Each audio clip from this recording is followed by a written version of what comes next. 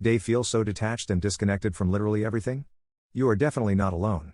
I'm an introverted extrovert. I can be charming in social situations, but I hate them. It feels like it's not me. It's dissociation and depersonalization. You need therapy and mindfulness exercises. Yeah, I can somewhat relate. I also often feel like I don't genuinely enjoy being around people/having conversations. It's nice for a little while. And then it often becomes a drag and I long to spend some time alone again. Maybe we're just extremely introverted? They feel like a ghost. Think of it this way, you can focus more on yourself than others. Yes. Sometimes it's useful, but usually it makes me sad. I feel like a ghost to everyone that owes me money. Lol. I have a health condition that makes me feel a lot of pain forever and 24 hours per day. Sometimes I think that I died and I'm in some kind of, or place to pay my sins. And the other dimension where I died still exists and my family is suffering with my lost. How many people have you slept with in 2022? 0, which is on par for the past 3 years of 0. COVID hit my family members hard and I lost a few, so it's been a rough few years. Haven't done it since I was 20. Half because I needed to get my mental health to a healthy point. That started with getting over a heartbreak, then not trying to get laid until I'm at a kind of okay level. Then I just realized I'm having fun without others to rely on. Then I tried dating, people my age mind you. I'm 26 now, and realized it's just sad. To put it simply, hookups and selfish take me here's aren't my thing. I'm kind of at the point where I don't care. But I'm not closed to opportunities. If I meet someone I find fun and great, then I'm happy. In the meantime, I'm living my life as best as I'm able. If you mean, then just my wife. If you mean sleeping in the same bed, then again, my wife. Also the dogs. Because she insists they have to be in bed with us. Slept with? 5. Wife. 5-year-old who won't sleep in her bed all night. Dog. 2 cats. Had with 2. Wife and that one lady we hooked up with after a concert. 0. 54 meters. Divorced. Gave up dating in 2011. Have not slept with anyone since.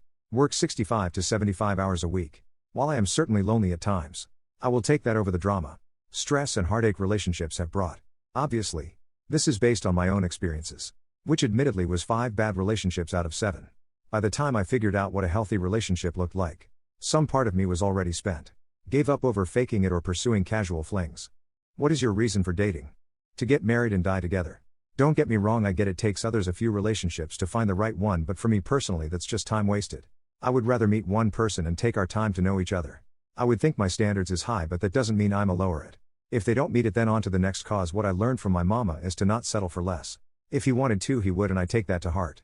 If you start exclusively dating someone, it should be to grow together and you see a future with them. I don't get the whole have a boyfriend just to have one and quat. You expend too much of your time and resources for a relationship you know won't go anywhere. Feel like it could change depending on the date. Sometimes I just want to get out. Sometimes I want to have fun. And even then I might want to find something serious. Ultimately I want to find someone to build life with. I recognize I am independent enough to where I do not actually need anyone. But I just want someone to go through life with, because I find it's very lonely to be so excited about something and have no one to share that with. If I'm being really honest, and I think I need to say this out to the world so I can hold myself accountable, I crave the attention. I want to be wanted and I often feel completely alone in the world. Really, I'd like to share my life with someone who really gets me and can be a true partner and teammate, but I am definitely clouded right now by not being mentally well. Unfortunately hasn't stopped me, so I've had all sorts of horrible partners. I don't really date. I'm in my second relationship right now and exclusivity always came before going on dates, never really labeled them dates. We just hung out. But my reason for dating would be to find a lifelong partner.